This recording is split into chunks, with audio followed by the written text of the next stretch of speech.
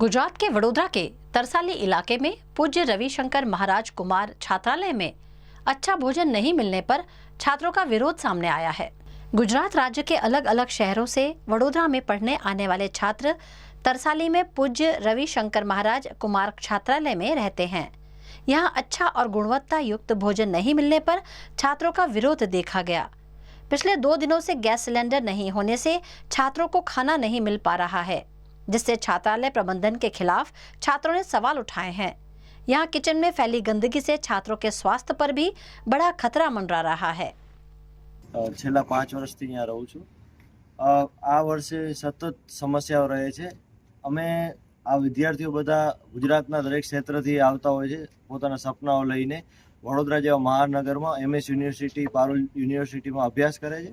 અને મૂળભૂત જે પ્રાથમિક જે અમારી સુવિધાઓ છે એ જ ક્યાંક ને ક્યાંક પૂરી નથી થતી, જેમ કે જમવાનું રહ્યું, સિક્યુરિટી રહીથી લઈને મેનેજમેન્ટ, સફાઈ લઈ જમવામાં એકદમ કોઈ જાતનું હાઇજીન મેન્ટેન થતું નથી। જમવાની ક્વોલિટી સતત બહુ ખરાબ હોય છે અને છોકરાઓને ક્યાંક ને ક્યાંક બહાર જ જમવું પડે છે, અહીંયા જમવા લાયક જમવાનું હોતું નથી। બીજું જોવા જઈએ તો શિયાળામાં ગરમ પાણી મળતું નથી થી લઈને ઘણી બધી સમસ્યાઓ આ હોસ્ટેલમાં રહી છે। મેનેજમેન્ટ ક્યાંક ને ક્યાંક જ્યારે સરકાર આટલો બધો ખર્ચો કરતી હોય છે, આ બધા વિદ્યાર્થીઓ મેરિટ થ્રુ આવ્યા છે, એમના પાછળ આટલો બધો ખર્ચો સરકારનો થતો હોય છે, તે છતાં અધિકારીઓ અને કોન્ટ્રાક્ટરના બાપે જે અમને વંચિત રહીએ છીએ સુવિધા છે, એના થકી આજે અમે મીડિયાને જાણ કરી હતી અને અમારી વારે અહીંયાના લોકલ नेता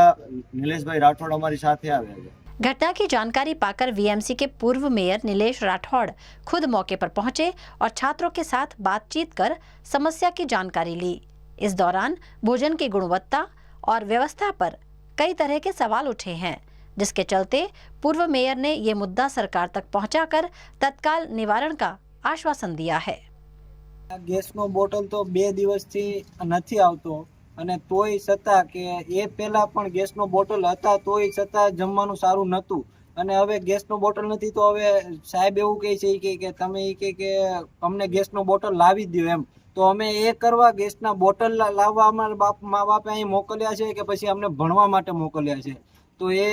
ગેસના બાટલનું અમને લાવવાનું કહે છે, તો અમે એ માટે નથી આવ્યા વડોદરામાં। અને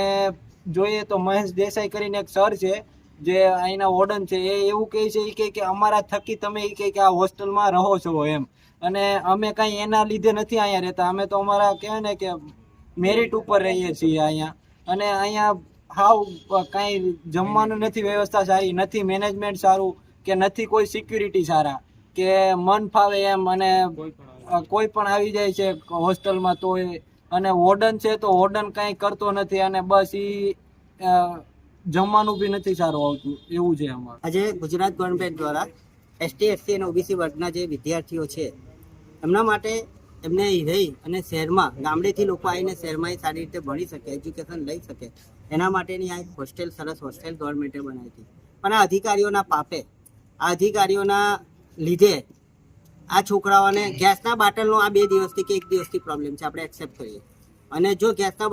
બાટલાનો પ્રોબ્લેમ હોય તો અત્યારના મારા આવ્યા પછી લોકો જમવાનું કેમ બનાવવા બેઠા?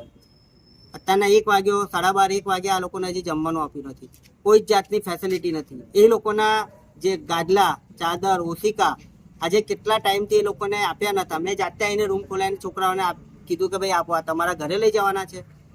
કોન્ટ્રાક્ટર જે જમવાનું અહીંયા પ્રોવાઈડ કરે છે એ જમવાનું છોકરાઓના કહેવા પ્રમાણે બિલકુલ ક્વોલિટી છે નહીં, એટલે મારી આ લોકોને ચેતવણી છે કે હું તો તરસાલીમાં જ રહું છું ને મારા વિસ્તારમાં જે હોસ્ટેલ આવી છે, દર અઠવાડિયે 15 દિવસે એક વખત હું અહીંયા આંટો મારવા આવીશ, અને જે કંઈ બી અત્યાર સુધીનું થયું છે એની તમામ રજૂઆત હું અમારા શહેરના જે મંત્રી છે મનીષાબેન વકીલ એમને ચોક્કસ આ છોકરાઓને લઈને જઈને કહીશ કે ગવર્મેન્ટ જ્યારે આટલી ફેસિલિટી આપતી હોય, આટલા રૂપિયા ખર્ચતી હોય છોકરાઓને ભણાવવા માટે, છોકરાઓને રહેવા માટે, તો અધિકારીઓ અને કોન્ટ્રાક્ટરના પાપે જે આ છોકરાઓએ ભોગવવું પડ્યું છે એની રજૂઆત 100% કરવામાં આવશે।